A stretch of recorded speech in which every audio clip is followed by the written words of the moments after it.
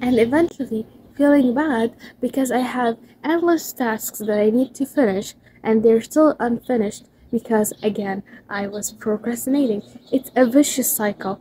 Once you get into the cycle of procrastination, it's hard to get out. At some point, we've all fallen in the trap of procrastination because it gives you a momentary feeling of relief or the fleeting escape of your tasks and pressures. But then we end up searching on YouTube how to stop procrastination because you have now so many unfinished tasks that you need to do them anyways. So understanding why we postpone tasks, understanding the question of why we procrastinate and keep delaying tasks can help us stop procrastination. So let's dive into the why we procrastinate. I made my research and recalled my past experiences with procrastination, and this is what I found out. The primary culprit of procrastination is usually the fear of failure. We're so afraid of failure that it paralyzes us. Sometimes we're afraid to fail our own or others' expectations of us that we don't even start. But when you understand failure is just an inherent part of the learning process, it's easier to get on good terms with failure and start doing your tasks. Thomas Edison said, "Every failure is just a step to success." Setbacks are opportunity to learn and evolve, and it's okay that you fail. If you wanna go up a building, you need to either take the stairs or the elevator, and this stairs or elevator are failure. It's just a part of the process. It does not define your worth. It does not say anything about you. It does not say anything about your destiny or who you're gonna become. It's just a part of the process. If you wanna reach a certain goal, if you wanna start something, it's okay to fail. It's okay to not get it right the first time. And this is how you learn. This is how you grow as a person. And this is how you build your experiences. So the moment you understand that setbacks are an inevitable part of the process and they're actually an opportunity to help you evolve and learn something new, this is when you'll be set free from the grip of procrastination. A big reason of why we procrastinate can sometimes be lack of motivation, and lack of motivation usually come from lack of clear vision on our goals and what we want to do. And this is usually because we don't have a clear set of goals. We have 100 tasks that we want to complete during the 24-hour span of the day, which is impossible. Setting clear tasks, prioritizing your tasks can help you achieve your goals in an easier way. This is a metrics I like to choose. I like classifying the tasks I have to do into important and urgent, important, not urgent, urgent, not important, and not urgent, not important. Let me take you on understanding this metrics.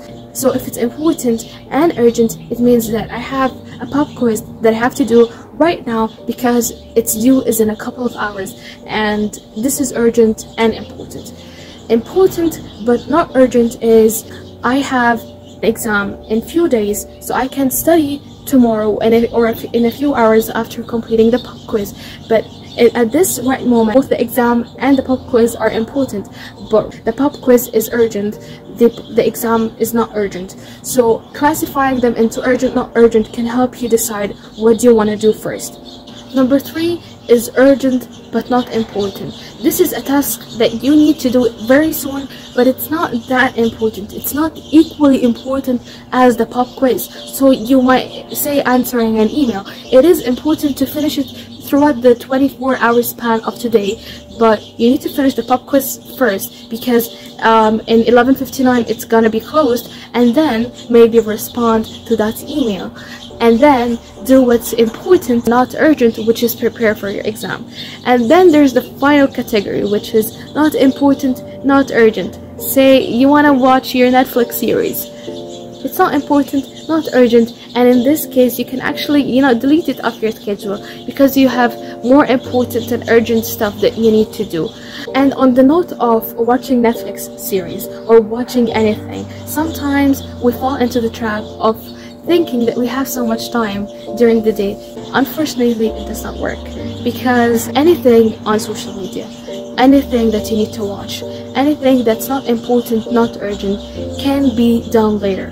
Trust me, I keep hearing people would tell me, "You're too young, why not enjoy now, because the time that passes cannot be retained later." Yeah, the time that passes cannot be retained later. The energy I have right now is the energy that I cannot have later in 10 years. So maybe I should utilize that energy and this time into doing something more important, more valuable, that can help me improve my life and the lives of others, that can make me a useful person. Understanding the tasks of the day, understanding how to prioritize and classify them, can help you big time in understanding why you procrastinate and help you to stop procrastinating. A third reason of why we procrastinate is because we desire perfectionism. We don't want to accept the fact that we can have imperfect outcomes. In this case, you should talk to yourself, tell yourself that it's completely okay to start unprepared, to start sad, to start unmotivated. You just need to start. If you want to get something done, then you need to start.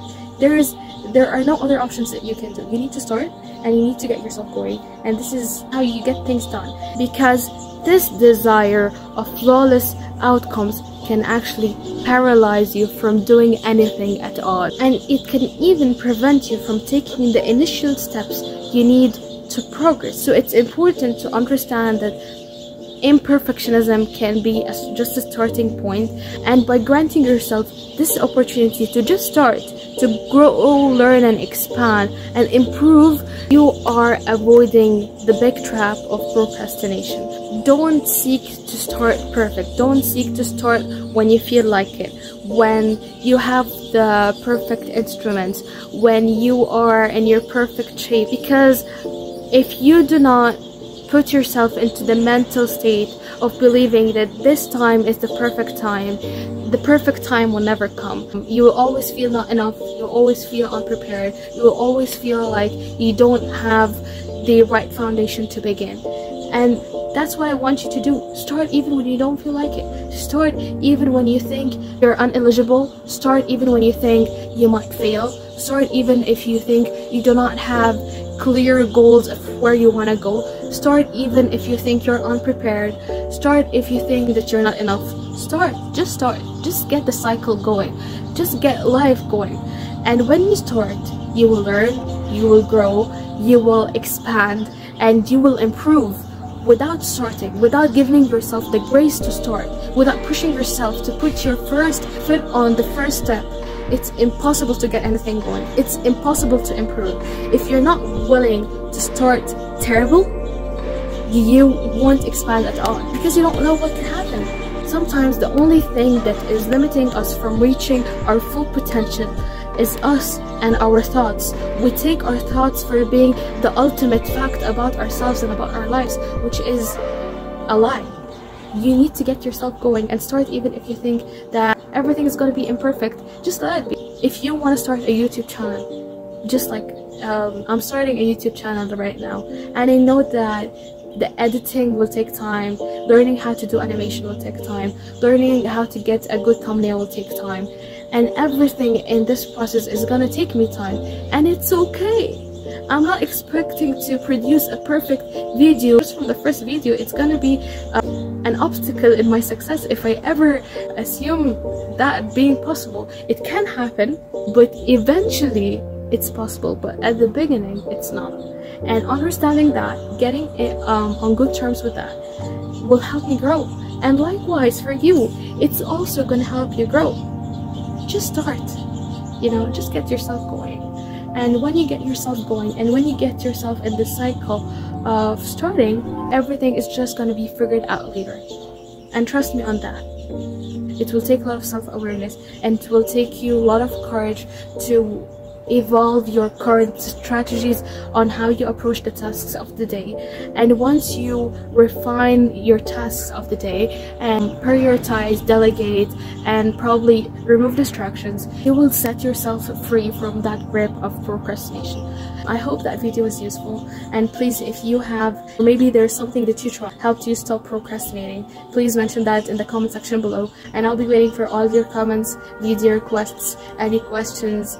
Don't forget to give me a thumbs up, and if you want to keep seeing more videos, please subscribe to the channel, and see you next video, and bye.